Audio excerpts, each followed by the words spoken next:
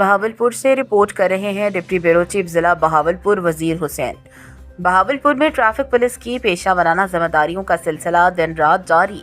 शहरियों को बेहतरीन सफरी सहूलियात की फराहमी और ट्रैफिक की रवानी बरकरार रखने के लिए बिला इम्तियाज कार्रवाइयाँ की जा रही हैं।